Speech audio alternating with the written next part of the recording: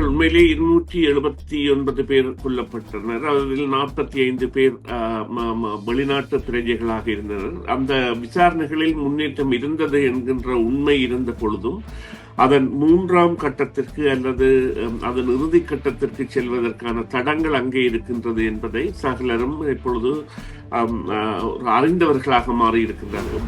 பெரிய பாரிய ஆளும் தரப்பாக இருந்த ராஜபக்சே குடும்பத்தின் கை இருக்கின்றது என்பதை கண்கூடாக பலரும் தெரிவிக்கின்ற பொழுதும் அதனை நிரூபிப்பதற்கான ஒரு வழிமுறையை ஏற்படுத்துவதற்கான நிலை அங்கே இல்லை என்பதுதான் உண்மை. ஒன்று கிறிஸ்தவ மதம் சார்ந்தது, கிறிஸ்தவ மதம் சார்ந்த சிறுபான்மையினரான தமிழர்கள் சார்ந்தது, 3வது வெளிநாட்டவர்கள் சார்ந்தது. அது தொடர்பாக பிள்ளையான் என்கின்ற கிழக்கு மாகாணத்தைச் சேர்ந்த முன்னாள் முதலமைச்சர் கைது செய்யப்பட்டு அவர் மீதான விசாரணைகள் மேற்கொள்ளப்பட்டன என்றால் அவர் சிறையில் இருந்த பொழுது இந்த சஹரான் குழுவை சந்தித்திருக்கின்றார். அவர்களுக்கும் இலங்கை புலனாய்வு துறைக்கும் இடையிலான ஒரு ஏற்பாட்டை அவர்தான் மேற்கொண்டிருக்கின்றார் என்கின்ற சந்தேகங்களை இந்த சேனல் 4 மூலம் ஸ்லாண்டில் தஞ்சம் அடைந்த ஒருவர் ஏற்படுத்தியிருந்தார். இந்த அரசும் ஏதோ தங்களுக்கு பிடித்து இந்த விசாரணையை எடுக்கவில்லை. அவர்கள் கூட இந்த மஹிந்த ராஜபக்ச தரப்பு அனுராக் குமார திசாநாயக்காவின் அரசுக்கு எதிராக ஒரு புரட்சியை செய்ய முயன்றது பிக்குகள் மூலம்.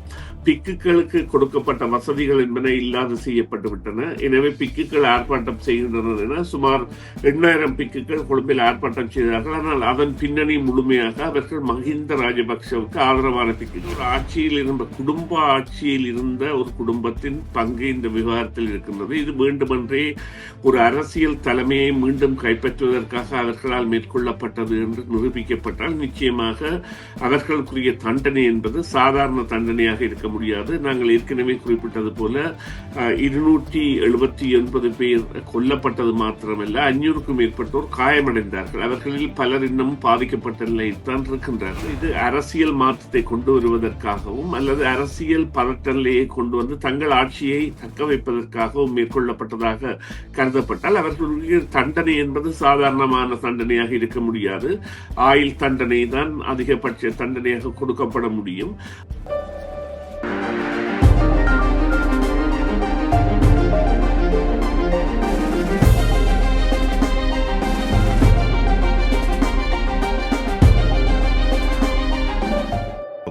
வணக்கம் சுரேஷ். வணக்கம் தர்மா. வணக்கம் நேயர்களே. இன்றைய நாள் 2019ஆம் ஆண்டு ஏப்ரல் மாதம் 21ஆம் தேதி கொழும்பில் ஈஸ்டர் தினம் குண்டுவெடிப்பில் 268க்கும் மேற்பட்ட மக்கள் கொல்லப்பட்ட ஒரு நாள். தேவாலயங்களிலும் மிக பிரபல்யமிக்க ஹோட்டல்களிலும் இந்த குண்டுகள் வெடிக்க வைக்கப்பட்டன. இந்த சம்பவம் நடந்தும் இன்றும் அந்த சம்பவத்துக்கான நீதி கிடைக்கவில்லை. பாதிக்கப்பட்டவர்களுக்கான உண்மையான நீதியும் வழங்கப்படவில்லை. இந்த குண்டு சம்பவத்தின் இந்த குண்டுவெடிப்பின் சூத்திரதாரிகள் யார் என்று தெரிந்திருந்தாலும் அவர்களுக்குரிய தண்டனைகள் வழங்கப்படவில்லை என்றுதான் நாங்கள் சொல்ல வேண்டும். இப்பொழுது 7 ஆண்டுகள் கடந்த நிலையில் இது சம்பந்தமாக உங்களுடன் நாங்கள் மீண்டும் தொடர்புகளை ஏற்படுத்தி இருக்கின்றோம். இது சம்பந்தமாக ஏதாவது முன்னேற்றங்கள் இந்த விசாரணைகளில் இருக்கின்றதா என்று நீங்கள் சொல்ல முடியுமா? இல்ல, இந்த விசாரணைகள் உண்மையிலே 279 பேர் கொல்லப்பட்டனர். அதில் 45 பேர் வெளிநாட்டு பிரஜைகளாக இருந்தனர். அந்த விசாரணைகளில் முன்னேற்றம் இருந்தது என்கின்ற உண்மை இருந்த பொழுதும் அதன் 3ஆம் கட்டத்திற்கு அல்லது அதன் இறுதி கட்டத்திற்கு செல்வதற்கான தடங்கள் அங்கே இருக்கின்றது என்பதை சகலரும் இப்பொழுது அறிந்தவர்களாக மாறியிருக்கின்றார்கள். குறிப்பாக இதில் ஒரு பெரிய பாரிய ஆளும் தரப்பாக இருந்த ராஜபக்சே குடும்பத்தின் கை இருக்கின்றது என்பதை கண்கூடாக பலரும் தெரிவிக்கின்ற பொழுதும் அதனை நிரூபிப்பதற்கான ஒரு வழிமுறையை ஏற்படுத்துவதற்கான நிலை அங்கே இல்லை என்பதுதான் உண்மை. இன்று ஐக்கிய நாடுகள் அவையின் இலங்கைக்கான பிரதிநிதி கூட இந்த விசாரணை நீதியற்ற, அதாவது ஒரு நீதியான முறையில் எடுக்கப்பட வேண்டும் என்கின்ற வேண்டுகோளை விடுத்திருக்கின்றார். அதே போல வத்திகன் நியூஸ் என்கின்ற, அதாவது வத்திகன் நாட்டிலிருந்து வருகின்ற செய்திக்கு வனப்பிதா கொடுத்திருந்த பேட்டியில் தாங்கள் இன்று பெரிய ஆர்ப்பாட்டம் ஒன்றை செய்ய போவதாக கூறியிருந்த பொழுதும் இங்கே உள்ள விடயங்கள் 3 விதமாக நாங்கள் பிரித்து பார்க்க வேண்டும். ஒன்று முதலாவது அவர்களுடைய இலக்குகள் என்பன அடையாளம் காணப்பட்டு அவை தேர்ந்தெடுக்கப்பட்டவை. ஒன்று கிறிஸ்தவ மதம் சார்ந்தது, கிறிஸ்தவ மதம் சார்ந்த சிறுபான்மையினரான தமிழர்கள் சார்ந்தது, 3வது வெளிநாட்டவர்கள் சார்ந்தது. இந்த வெளிநாட்டவர்கள் என்பது உல்லாச பயணம் மற்றும் பொருளாதார ரீதிக்காக எடுக்கப்பட்டாலும் கிறிஸ்தவ மதத்தை சார்ந்தவர்களாக தேர்வு செய்யப்பட்டும் அதன் தமிழர்கள் பகுதிகள் தேர்வு செய்யப்பட்டு நீர்கொழும்பு மற்றும் மட்டக்களப்பு என்பன தேர்வு செய்யப்பட்டு அங்கே குண்டு வெடிப்புகள் நடைபெற்றன என்பது தமிழர்கள் கூட இலக்கு வைக்கப்பட்டதான ஒரு செய்தியை சொல்லி சென்றது. இருந்த பொழுதிலும் அதன் பிரகான விசாரணைகளின் பொழுது மெல்ல மெல்ல தெரிய வந்த விடயங்கள் இதில் நிச்சயமாக அரசு தரப்பு என்பது ஒரு ஒழுங்கற்று செயலாற்றி இருக்கின்றது என்பது. இந்த அரசிற்கு இது தொடர்பான விவகாரங்கள் ஏற்கனவே இந்தியாவால் வழங்கப்பட்டு மத வழிபாட்டு தலங்கள் மீது தாக்குதல்கள் நடத்துவதற்கு ஒரு குழு தீவிரமாக ஈடுபட்டிருக்கின்ற என்ற பொழுது அந்த குழுவினரை வழிநடத்தியதே அரசின் உளவு பிரிவு என்கின்ற ஒரு சந்தேகம் யாருக்குமே அப்பொழுது ஏற்படவில்லை. அது ஏதோ அவர்களுடைய பொறுமுறையில் ஏற்பட்ட தவறாக கருதப்பட்டது. இருந்த பொழுதும் பிறகு அது இல்லை, அவர்களுக்கு உடந்தை இருக்கலாம் என்கின்ற ஒரு கருத்தியல் வந்த பொழுது அது தொடர்பாக பிள்ளையான் என்கின்ற கிழக்கு மாகாணத்தைச் சேர்ந்த முன்னாள் முதலமைச்சர் கைது செய்யப்பட்டு அவர் மீதான விசாரணைகள் மேற்கொள்ளப்பட்டன. என்றால் அவர் சிறையில் இருந்த பொழுது இந்த சஹரான் குழுவை சந்தித்திருக்கின்றார். அவர்களுக்கும் இலங்கை புலனாய்வு துறைக்கும் இடையிலான ஒரு ஏற்பாட்டை அவர்தான் மேற்கொண்டிருக்கின்றார் என்கின்ற சந்தேகங்களை இந்த சேனல் 4 மூலம் அசாத் மௌலானன், அவருடைய பேர் வரவில்லை, சுவிட்சர்லாந்தில் தஞ்சம் அடைந்த ஒருவர் ஏற்படுத்தி இருந்தார். அதன் வெளிப்பாடுதான் இந்த ஒரு பிரஞ்சம் அல்லது ஒரு வெளித்தன்மையான ஒரு செயற்பாட்டுக்கு இந்த அரசு ஈடுபடுவதற்கான தூண்டுதலை கொடுத்தது. இப்பொழுது உண்மையிலேயே இந்த விடயத்தில் சுரேஷ் சாலே கைது செய்யப்பட்டு அவர் இந்த விடயத்தில் நேரடியாக சம்பந்தப்பட்ட அவர் ஒரு மேஜர் ஜெனரல் அதி உயர் இராணுவ தளபதியாக மட்டுமல்ல அரசாங்கத்தின் அதாவது புலனாய்வு துறையின் பொறுப்பாளராக இருந்தவர், இயக்குனர் நாயராக இருந்தவர். ஆனால் அந்த சம்பவம் நடந்த பொழுது தான் அங்கே இல்லை என்று தப்பிக்க முனைந்த பொழுதும் இல்லை, அவருடைய பங்கு இருக்கின்றது என்பதையும் குறிப்பாக இந்த நீர்கொழும்பு தேவாலயத்திற்கு செல்வதற்கான தகவல்களை வழங்கியிருந்தார் என்கின்ற குற்றச்சாட்டப்பட்ட பொழுதும் இப்பொழுது எங்கள் முன்னால் உள்ள கேள்வி என்னவென்று சொன்னால் இவர்களுக்கு எழும்பியுள்ள எதிர்ப்பலைகள், அதாவது போர் நாயகர்களை காட்டிக் கொடுக்கின்றீர்கள், போர் புரிந்த பொழுது விடுதலை புலிகளின் பலத்தை அளிப்பதற்காக அல்லது விடுதலை புலிகளின் புலனாய்வுத்துறை கட்டமைப்பையே ஒட்டுமொத்தமாக செயலிழக்க செய்வதற்காக இருந்த ஒருவரையெல்லாம் இவ்வாறு செய்கின்றீர்கள் என்று தொடங்கி அதன் பிறகு இந்த அரசியல்வாதிகள் தொடர்பான விசாரணைகளில் கைவிப்பதற்கு அவர்களையும் போர் நாயகர்களாக காட்டி அங்கே ஒரு எதிர்ப்பலையை தோற்றுவிக்கின்றார்கள். இதில் உள்ள உண்மை என்னவென்று சொன்னால் இந்த அரசும் ஏதோ தங்களுக்கு பிடித்து இந்த விசாரணையை எடுக்கவில்லை. அவர்கள் கூட இந்த மஹிந்த ராஜபக்ச தரப்பு அனுராக் குமார திசாநாயக்காவின் அரசுக்கு எதிராக ஒரு புரட்சியை செய்ய முயன்றது பிக்குகள் மூலம். பிக்குகளுக்கு கொடுக்கப்பட்ட வசதிகள் என்பன இல்லாது செய்யப்பட்டு விட்டன. எனவே பிக்குகள் ஆர்ப்பாட்டம் செய்கின்றனர் என சுமார் 8,000 பிக்குகள் கொழும்பில் ஆர்ப்பாட்டம் செய்தார்கள். ஆனால் அதன் பின்னணி முழுமையாக அவர்கள் மஹிந்த ராஜபக்சவுக்கு ஆதரவான பிக்குகள். அதன் காரணமாகத்தான் இவர்களும் மிரட்டுவதாக சுரேஷ் சாலையை கை செய்துவிட்டோம், உங்களை கை செய்வது என்பதை இலக்கு என்பதை காட்டுவதற்கான ஒரு நடவடிக்கையாக இதனை செய்திருக்கின்றார்கள். ஆனால் இப்பொழுது காலம் அவர்களை தள்ளுகின்றது, வெளிப்படைத்தன்மை பேணப்பட வேண்டும் என்று. எனவே இதில் கொத்தபய ராஜபக்ஷ மற்றும் மைத்ரி பாலசிறிசேனா அவர்தான் அப்பொழுது ஜனாதிபதியாக இருந்தவர், அவர் கூட இதில் விசாரணைகளுக்குள் உள்வாங்கப்படலாம். ஆனால் அவ்வாறு உள்வாங்கப்படக்கூடிய சந்தர்ப்பம் என்பது இலங்கையில் இருக்கின்றதா என்கின்ற கேள்விதான் எங்கள் முன்னிலையில் உள்ளது. அதற்குரிய காரணங்களாக சில வேளைகளில் பொருளாதாரம், இப்பொழுது இந்த சர்வதேச போர் பொறிமுறையில் பொருளாதாரங்கள் விழுந்து செல்வது கூட அவர்களுக்கு காலத்தை கடத்த ஒரு நேரத்தை கொடுக்கலாம் என்பதுதான் உண்மை தர்மா. பொதுவாகவே இந்த குண்டுவெடிப்பில் யார் ஈடுபட்டார்கள், இந்த குண்டுவெடிப்புக்கான காரணங்கள், எப்பொழுது இந்த திட்டமிடப்பட்ட இந்த தகவல்கள் எல்லாம் இப்பொழுது வெட்டம் வெளிச்சமாக வெளியில் உலகுக்கு காட்டப்பட்டு இருக்கின்றது, குற்றவாளிகள் யார் என்று. ஆனாலும் அவர்களுக்கான தண்டனைகள் உண்மையாக இவர்கள்தான் குற்றவாளிகள் என்று பகிரங்கமாக அறிவிக்காமல் ஒவ்வொருவரும் ஒருவரை சாட்டி சொல்லுகின்ற போக்குத்தான் நிரப்பிக்கொண்டு இருக்கின்றது. இந்த ஒரு இழுத்தடிப்புக்கான காரணம் என்னவாக இருக்கலாம்? இல்லை, அது அரசியல் பலம். அரசியல் பலம் என்பது அதை ஒரு ஆட்சியில் இருந்த குடும்ப ஆட்சியில் இருந்த ஒரு குடும்பத்தின் பங்கு இந்த விவகாரத்தில் இருக்கின்றது. இது வேண்டுமென்றே ஒரு அரசியல் தலைமையை மீண்டும் கைப்பற்றுவதற்காக அவர்களால் மேற்கொள்ளப்பட்டது என்று நிரூபிக்கப்பட்டால், நிச்சயமாக அவர்களுக்குரிய தண்டனை என்பது சாதாரண தண்டனையாக இருக்க முடியாது. நாங்கள் ஏற்கனவே குறிப்பிட்டது போல 279 பேர் கொல்லப்பட்டது மாத்திரமல்ல, 500க்கும் மேற்பட்டோர் காயமடைந்தார்கள். அவர்களில் பலர் இன்னும் பாதிக்கப்பட்ட நிலையில் தான் இருக்கின்றார்கள். இது அதாவது ஒரு திசை திருப்பலாக எவ்வாறு கூறலாம் என்று சொன்னால், இந்த இஸ்லாமிய தீவிரவாத அமைப்பான ISIS தோல்வியை சந்திக்கின்ற பொழுது அவர்களுக்கு ஒரு ஆதரவு புலத்தை ஈட்டும் முகமாக சஹ்ரான் குழுவினரால் செய்யப்பட்ட ஒரு தாக்குதல். சஹ்ரான் குழு இவ்வாறு செய்கின்றது என்பதை இலங்கை அரசு அறிந்திருந்தது. அதாவது அவர்கள் தீவிரவாதத்தில் ஈடுபடுகின்றார்கள் என்று அறிந்திருந்ததாயினும் இப்பொழுது இல்லை, அவர்களுக்கு விடயங்கள் தெரிந்திருக்கின்றன என்பதை கூட குறிப்பிடக்கூடியதாக இருக்கின்றது. அதேவேளை இந்த அசாத் மௌலா அசாத் அலி அவர்கள் சுவிட்சர்லாந்தில்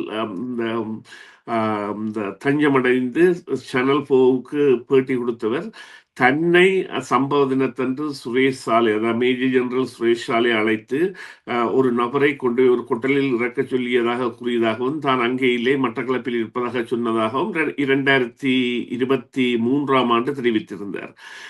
இந்த சேனல் 4 செய்தி வந்திருந்த பொழுது. எனவே அது பற்றிய விவரங்கள் எல்லாம் நிரூபிக்கப்பட வேண்டுமானால் அவர் கூட ஒரு சாட்சியமாக சர்வதேச பரப்பில் இருந்து ஈடுபட வேண்டிய விடயங்கள் பலவும் இருக்கின்றன. அதன் பொழுதுதான் இந்த தன்மைகள் என்பன வெளிவருகின்ற பொழுதும் ஒரு ஆளுமையில் இருந்த குடும்பத்தின் ஒரு அங்கத்தவரை இது காவு கொள்ள, ஒரு அங்கத்தவரையோ அல்லது இது ஒரு கூட்டு சதியாக மேற்கொள்ளப்பட்டதா என்பதை கண்டறிய வேண்டும். முதலில் ஆம், இப்பொழுது இலங்கை புலனாய்வுத்துறையின் சம்பந்தம் இருந்திருக்கிறது என்ற உண்மை கண்டறியப்பட்டுவிட்டது. அடுத்து கண்டறியப்பட வேண்டிய உண்மை என்னவென்று சொன்னால், இது அரசியல் மாற்றத்தை கொண்டு வருவதற்காகவும் அல்லது அரசியல் பதட்டநிலையை கொண்டு வந்து தங்கள் ஆட்சியை தக்க வைப்பதற்காகவும் மேற்கொள்ளப்பட்டதாக கருதப்பட்டால் அவர்களுடைய தண்டனை என்பது சாதாரணமான தண்டனையாக இருக்க முடியாது. ஆயுள் தண்டனை தான் அதிகபட்ச தண்டனையாக கொடுக்கப்பட முடியும். ஆனால் அவ்வாறான ஒரு நிலைமைக்கு இலங்கை செல்வதற்கான அறிவூட்டலை இது இவ்வாறு நடத்தப்பட்டது என்பதை இந்த அரசு செய்ய வேண்டும். முதற்கட்டமாக மக்களிடையே இது இவ்வாறு நடைபெற்றது, இது எங்களுக்கு அழகல்ல, நாங்கள் பொருளாதாரத்தில் முன்னேற வேண்டுமானால் உல்லாச பயணத்துறை இலங்கையை பொறுத்தவரையில் இப்பொழுது உள்ள நிலைமை என்னவென்று சொன்னால், அவர்கள் கட்டிய கட்டடங்களாக இருக்கட்டும் அல்லது கடல் மேல் மண் கொட்டி கட்டிய போர்ட் சிட்டி போன்றவையாக இருக்கட்டும், அனைத்துமே உல்லாச பயணத்துறையை ஒருமித்தே நோக்கி பயணிக்கின்றவையாகவும், அடுத்த ஆண்டுக்கு 5 மடங்காக்குவது என்பது ஒரு சாதாரண விடயம் அல்ல. ஒரு மில்லியன் செல்கின்ற உல்லாச பயணிகளை 5 மில்லியன்களாக தொகை ஏற்றுவது என்பது ஒரு பெரிய பாரிய மாற்றம். அவ்வாறான மாற்றத்திற்கு கொண்டு வர முயன்ற பொழுது இப்பொழுது அவர்கள் கீழிறங்கி போயிருக்கின்றார்கள். அந்த 1 மில்லியன் கூட 5 லட்சம் பேர் செல்வார்கள் என்கின்ற நிலையில் ஈரானிய போர் அவர்களை மாற்றி விட்டிருக்கிறது. எனவே அவர்கள் அதனை சர்வதேசத்திற்கு காட்டி காலத்தை வாங்கலாம். ஆனால் அங்கே மறுபக்கமாக கற்பிதம் செய்ய வேண்டும். தங்களுடைய மக்களிடையே கற்பிதம் செய்து அவர்களுக்கு ஒரு அறிவூட்டலை வழங்க வேண்டும். இது நாங்கள் எந்தவித அரசியல் பழிவாங்கலுக்காகவும் செய்யவில்லை.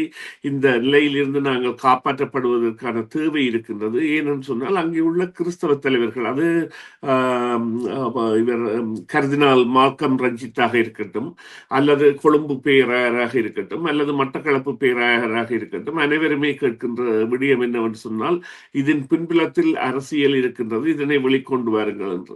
எனவே அவர்கள் இப்பொழுது இலங்கையில் உள்ள கிறிஸ்தவர்களை பொறுத்தவரையில் அவர்கள் தங்களை 2ஆம் தர பிரஜைகளாக தாங்களே வைத்திருப்பதற்கு காரணம், தங்கள் மீதான இந்த தாக்குதலுக்கு அரசின் அனுமதி இருந்திருக்கின்றது என்கின்ற கோரிக்கை. அதிலிருந்து கூட வெளியேற வேண்டிய ஒரு நிலை இலங்கை அரசுக்கு இருக்கின்றது. எனவே அவர்கள் முக்கியமாக சிங்கள மக்களிடையே, அதாவது இனவாதம் இல்லாத கற்பிதம் ஒன்றையும், இது எவ்வாறான நடவடிக்கை, இதற்கு எவ்வாறு செயற்பட வேண்டும் என்பதையும் தெரிவிக்க வேண்டிய தேவைதான் அவர்களின் முன்னால் உள்ள பெரிய ஒரு பணி என்பதுதான் உண்மை. இன்றைய தினம் இலங்கையிலே சமாதான பாத யாத்திரை நடைபெற இருக்கிறது, ஆரம்பமாகி இருக்கின்றது. இலங்கை பூராக அந்த சமாதான பாத யாத்திரை நடைபெற இருக்கிறது. அதற்கு ஜனாதிபதியும் தனது வாழ்த்துச் செய்தியை சொல்லி இருக்கிறார். அதே வேளையில் முன்னாள் ஜனாதிபதி மஹிந்த ராஜபக்ச தனது புத்தாண்டு செய்தியில் இலங்கை மக்கள் மிகவும் பொருளாதார சிக்கல்களுக்கு ஆளாகி இருக்கின்றார்கள், அவர்களுக்கு விடிவு வேண்டும், தாங்கள் முழு பலத்துடன் மீண்டும் ஆட்சி அமைப்போம் என்ற கருத்தையும் வெளியிட்டு இருக்கின்றார். 7 ஆண்டுகள் இந்த உயிர்த்த ஞாயிறு குண்டு வெடிப்புகளின் பின்னர் இந்த 2 செய்திகளும் வெவ்வேறு கோணங்களாக இருக்கின்றன. ஒரு சமாதான பாத யாத்திரைக்கு வாழ்த்துச் செய்தி சொல்லி இந்த ஜனாதிபதி வாழ்த்து சொல்லி இலங்கை ஒரு சமாதானத்தலமாக காட்டுவதாக முயற்சித்துக் கொண்டு இருக்கிறார். எல்லா மக்களும் சமாதானமாக வாழ வேண்டும் என்று. அதே நேரத்தில் இந்த ஈஸ்டர் குண்டுவெடிப்பு தாக்குதல்களுக்கு சூத்திரதாரிகளாக இருந்தவர்கள் மீண்டும் தாங்கள் பதவிக்கு வருவோம், மக்களை பொருளாதாரத்திலிருந்து மீட்போம் என்றும் ஒரு செய்தியையும் வாழ்த்து செய்தியையும் வெளியிட்டிருக்கிறார். இந்த 2ஐயும் நீங்கள் எப்படி பார்க்கிறீர்கள்?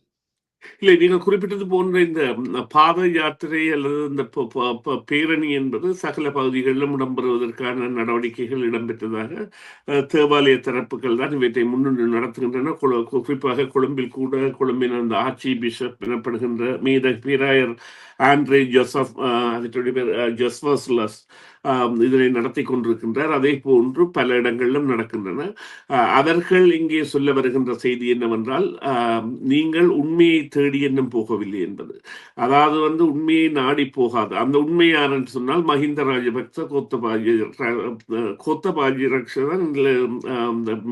பிரதானமாக சம்பந்தப்படக்கூடியவராகவோ அல்லது கைது செய்யப்படக்கூடியவராகவோ மாறக்கூடிய தன்மை இருக்கின்றது. எனவே அதனை நோக்கி பயணியுங்கள் என்பது. இவர்கள் இப்பொழுது அதாவது ஆசுவாசப்படுத்தப்பட்டிருக்கின்றார்கள் கிறிஸ்தவர்கள் சொன்னால் நாங்கள் விசாரணைகள் எடுக்கின்றோம் என்று. ஆனால் கால இழுத்தடிப்பும் உண்மையை கண்டறியாத தன்மையும் அவர்களை மேலும் சினக்க வைக்கின்றது. இது நிச்சயமாக ஆரோக்கியமாக மாறாது. அதற்கு அடுத்ததாக இந்த ஒரு பயம் தான் மஹிந்த ராஜபக்சவின் வருகைக்கான காரணம். அவர்கள் நிச்சயமாக தங்களுடைய ஆதரவு அணிகளை இவ்வாறு திசை திருப்பி விட்டு இந்த நடவடிக்கைகளில் ஈடுபடுத்துவார்கள். எவ்வாறு பௌத்த பிச்சுக்களை அனுராவுக்கு எதிராக திருப்ப முயன்றார்களோ அதுபோன்று இப்பொழுது அவர்களுக்கு காலம் கனிந்திருக்கின்றது என்றால், அங்கே நீங்கள் இவ்வாறு எடுத்து பாருங்கள், உல்லாச பயணத்துறையை 80% நம்பியிருந்த இடத்தில் சுமார் 70-80% மக்களின் தொழில் வாய்ப்பு, தொடர் சங்கிலி தொழில் வாய்ப்புகள், இது ஹோட்டல் சார்ந்த அல்லது உணவு துறை சார்ந்ததல்ல, தெருக்களில் பழம் விற்பவர்கள் கூட இதனால் பாதிக்கப்படுவார்கள் என்றால் உல்லாச பயணிகள் செல்கின்ற பொழுது வாங்குவவர்களாகவும் அதே போல பல துறைகளை சார்ந்தவர்களும் பாதிக்கப்பட்ட நிலையில் இருக்கின்ற பொழுது போராட்டங்களை மேற்கொள்வது என்பது இலகு என்பதை அறிந்த ஒரு தரப்பாக அவர்கள் இவ்வாறு அழைப்பு விடுக்கின்றார்கள். ஆனால் மக்கள் செவிசாய்க்க மாட்டார்கள் என்று அறுதியாக நம்புகின்றேன். அதுதான் உண்மை. நன்றி சுரேஷ் சர்மா. இந்த வேளையில் இணைந்து கொண்டு உங்களுடைய கருத்துக்களை பகிர்ந்து கொண்டதற்கு பிறகு பொழுதில் நாங்கள் பேசிக்கொள்ளலாம். நன்றி, வணக்கம். நன்றி தர்மா. நன்றி நேயர்களே. மீண்டும் ஒரு பொழுதில் சந்திப்போம். சிஎம்ஆர் யூடியூப் சேனலில் இணைந்திருக்கும் நேயர்கள் அனைவருக்கும் எமது நன்றி. காமெண்ட்ஸ் பகுதியில் உங்கள் கருத்துக்களை தெரிவிக்க தவறாதீர்கள். முக்கிய செய்திகள், காணொளி தொகுப்புகள், நேர்காணல் என பலதரப்பட்ட அம்சங்களையும் உங்களுக்காக தருகின்றது சிஎம்ஆர் யூடியூப் சேனல். சிஎம்ஆர் என்று சர்ச் செய்து எமது யூடியூப் சேனலை சப்ஸ்கிரைப் பண்ணுங்கள். உங்கள் உற்றார் உறவினர் நண்பர்களோடும் இந்த காணொளி தொகுப்புகளை பகிர்ந்து கொள்ளுங்கள். அருகில் இருக்கின்ற முக்கிய காணொளி தொகுப்புகளையும் தவறவிடாமல் பாருங்கள்.